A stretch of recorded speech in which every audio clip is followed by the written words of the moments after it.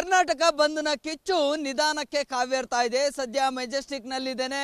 ಈ ವೇಳೆಗಾಗಲೇ ಸಾಕಷ್ಟು ಬಸ್ಸುಗಳು ರಾಜ್ಯದ ಬೇರೆ ಬೇರೆ ಜಿಲ್ಲೆಗಳಿಗೆ ಸಂಚಾರ ಆಗ್ತಾ ಇತ್ತು. ಆದ್ರೆ ಈ ವೇಳೆಗಾಗಲೇ ಒಂದಿಷ್ಟು ಬಸ್ಸುಗಳ ಸಂಖ್ಯೆ ಇಳಿಕೆ ಆಗಿದೆ. ಅದರ ಜೊತೆಗೆ ಪ್ರಯಾಣಿಕರ ಸಂಖ್ಯೆ ಕೂಡ ಇಳಿಕೆಯಾಗಿದೆ. ಸಹಜವಾಗಿ ಈ ವೇಳೆಗಾಗಲೇ ಸಾಕಷ್ಟು ಪ್ರಯಾಣಿಕರು ರಾಜ್ಯದ ಬೇರೆ ಬೇರೆ ಜಿಲ್ಲೆಗಳಿಗೆ ಸಂಚಾರವನ್ನ ಆರಂಭ ಮಾಡ್ತಾ ಇದ್ರು. ಇವತ್ತು ಬಂದ್ ಇದೆ ಅನ್ನುವಂತಹ ಕಾರಣಕ್ಕಾಗಿ ಪ್ರಯಾಣಿಕರು ಕೂಡ ಹೆಚ್ಚಿನ ಸಂಖ್ಯೆಯಲ್ಲಿ ಬೆಂಗಳೂರಿಗೆ ಬರೋದನ್ನ ಅವಾಯ್ಡ್ ಅನ್ನ ಮಾಡಿದ್ದಾರೆ.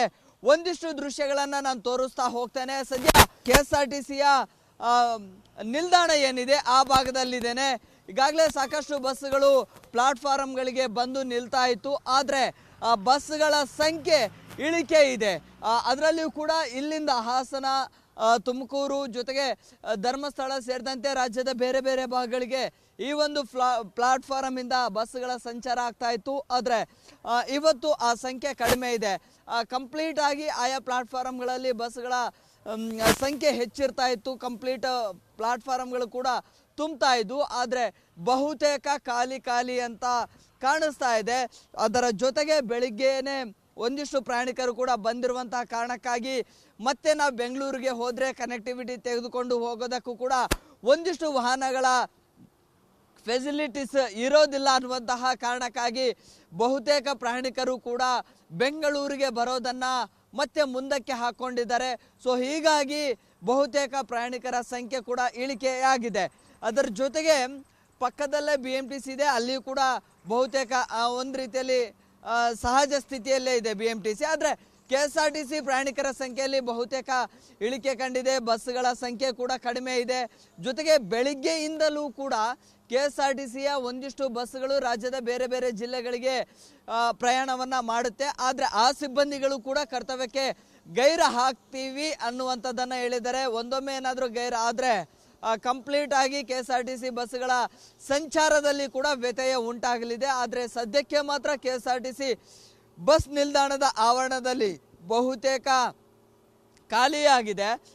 ಆಯಾ ಪ್ಲಾಟ್ಫಾರ್ಮ್ಗಳಲ್ಲಿ ಬಹುತೇಕ ಬಸ್ಸುಗಳ ನಿಲ್ಲುವಿಕೆ ಜಾಸ್ತಿ ಆಗ್ತಾ ಇತ್ತು. ಆದರೆ ಎಲ್ಲೂ ಕೂಡ ಎಲ್ಲ ಖಾಲಿ ಅಂತ ಕಾಣಿಸ್ತಾ ಇದೆ. ಸೊ ಹಾಗಾಗಿ ಪ್ರಯಾಣಿಕರನ್ನ ಕೈ ಬೀಸಿ ಕರೆಯುವಂತಹ ಸ್ಥಿತಿ ಕೂಡ ಈ ಭಾಗದಲ್ಲಿ ಇದೆ. ಅದರ ಜೊತೆಗೆ KSRTCಯ ನೌಕರ ಮೇಲೇನೆ ಬೆಳಗಾವಿಯಲ್ಲಿ ಹಲ್ಲೆ ಆಗಿತ್ತು. ಸೊ ಹಾಗಾಗಿ ಬಹುತೇಕ ನೌಕರರು ಕೂಡ KSRTCಯ ನೌಕರರು ಕೂಡ ಈ ಒಂದು ಬಂದ್ಗೆ ಬೆಂಬಲವನ್ನ ಕೊಡ್ತೀವಿ, ಕೆಲಸಕ್ಕೆ ಹಾಜರು ಆಗೋದಿಲ್ಲ ಅನ್ನುವಂಥದ್ದನ್ನ ಹೇಳಿದ್ರು. ಸೊ ಆ ಕಾರಣಕ್ಕಾಗಿ ಸಮಯ ಕಳೀತಾ ಇದ್ದ ಹಾಗೆ ಈ ಒಂದು ಹೋರಾಟ, ಈ ಒಂದು ಪ್ರತಿಭಟನೆ, ಈ ಒಂದು ಬಂದ್ನ ಕಿಚ್ಚು ಹೆಚ್ಚಾಗುವಂತಹ ಸಾಧ್ಯತೆಗಳು ಕೂಡ ಇದ್ದಾವೆ. ಸೊ ಹಾಗಾಗಿ ನಿಧಾನಕ್ಕೆ ಕರ್ನಾಟಕ ಬಂದ್ನ ಕಿಚ್ಚು ನಿಧಾನಕ್ಕೆ ಕಾವೇರುತ್ತೆ. ಸೊ ಆ ನಂತರ ಸಂಪೂರ್ಣವಾಗಿ ಸ್ತಬ್ಧ ಆಗುವಂತಹ ಸಾಧ್ಯತೆಗಳು ಕೂಡ ಇದ್ದಾವೆ.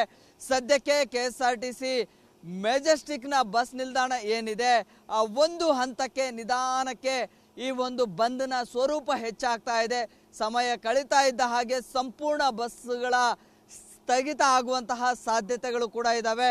ಸೊ ಹೀಗಾಗಿ ಎಲ್ಲಿಯೂ ಕೂಡ ಅಹಿತಕರ ಘಟನೆಗಳು ಆಗಬಾರ್ದು ಅನ್ನುವಂತಹ ಕಾರಣಕ್ಕಾಗಿ ಬಸ್ ನಿಲ್ದಾಣದ ಭದ್ರತಾ ವಿಭಾಗದ ಸಿಬ್ಬಂದಿಗಳು ಕೂಡ ಎಲ್ಲ ಕಡೆಯೂ ಕೂಡ ಹದ್ದಿನ ಕಣ್ಣನ್ನ ಇಟ್ಟಿದ್ದಾರೆ. ಜೊತೆಗೆ ಆಯಾ ಪಾಯಿಂಟ್ಗಳಲ್ಲಿ ಭದ್ರತೆಗೆ ಅಂತ ಹೇಳಿ ನಿಯೋಜನೆ ಆಗಿದ್ದಾರೆ.